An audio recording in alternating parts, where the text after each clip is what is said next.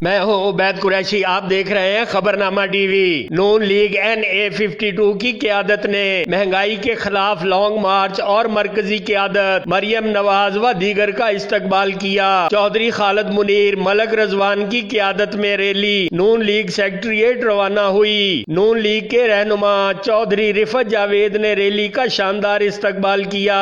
नून लीगी रहनुमाओं ने खबरनामा टीवी से गुफ्तगू की। बिस्मिल्लाहिर्रहमानिर्रहीम। आज हमारा मुस्लिम लीग नून का जलसा इस्लामाबाद में हो रहा है, जिसमें हमारी मरकज़ी क़यादत मरियम नवाज शरीफ साहिबा, हमजा शहबाज शरीफ और पिंडी इस्लामाबाद डिवीज़न के जितने MNAs, MPAs और चेयरमैन्स, कौंसलर्स, पाकिस्तान मुस्लिम लीग के कारकुन सब शिरकत कर रहे हैं।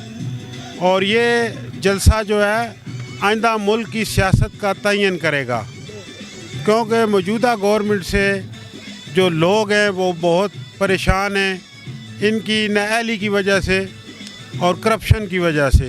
महंगाई इतनी ज़्यादा हो गई है कि इन्होंने पिछले 22 साल से सिर्फ सब्ज़ बाग ही दिखाए हैं।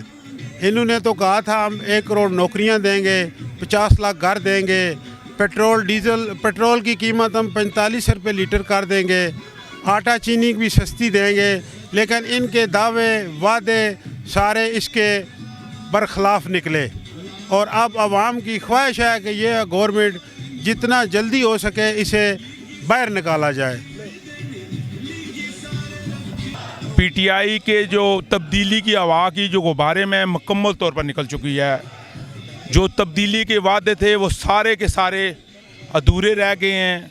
हम दुआ करते हैं अल्लाह ताला ऐसे मामलात हों, मुल्क ऐसी डगर पे चले और ऐसी क़यादत आए जिसका नाम मियां मोहम्मद नवाज शरीफ है, ताकि हमारे मुल्क दोबारा उसी तरह तरक्की की तरफ गामज़न हो। बिस्मिल्लाहिर्रहमानिर्रहीम। जनाब, आज बड़ी मुद्दत के बाद हमारी अवाम को अल्लाह रब्बुल कराम के करम से, हजूर के सदक़े हमें ये खुशी नसीब हो रही है कि तमाम जमहूरियत पसंद पार्टियाँ एक पेज पर इकट्ठी हो चुकी हैं और हमारे आवाम के जो मसाइल हैं, आवाम के जो तकलीफ़ें हैं, इंशाअल्लाह हमें यकीन है कि वो बहुत जल्दी अल्लाह ताला हल करेंगे। और हमारे जो आज लीडरान हैं, इन्होंने दिन दुगनी रात चुगनी कोशिशें करके अपने तमाम मसाइल लोगों के हल करने के लिए अपना सुकून ख़त्म करके रात दिन कोशिशें। और रात को जो एक जलसा हुआ, एक आदमी जो क्रिकेट का प्लेयर था, उसने इस मुल्क को क्रिकेट का ग्राउंड बना दिया है।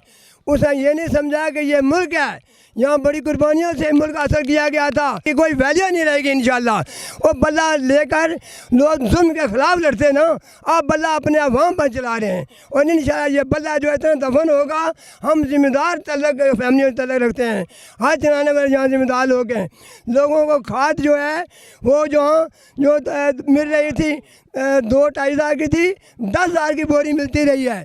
ये अगर ज़िम्मेदारों को काश्तकारों को खाद नहीं मिल रही, चीनी नहीं, रमज़ान मुबारक की आमद है, जो यूटिलिटी स्टोर पर रेट हैं ये काबिल अफसोस है। लोग अपने भूखों से मर रहे हैं, फाकों से मर रहे हैं। ये कहता है हमने बड़ी तरक्की कर दिया है, मुझे धमकियाँ मिल रही हैं। मैं पट्टू को भी इकराज कर चुका हूँ। और जालिम के बच्चे ये सोचो कि लोग भूखे मर रहे हैं। अल्लाह से खौफ करो, जो आपने वादे किए थे वो पूरे करो।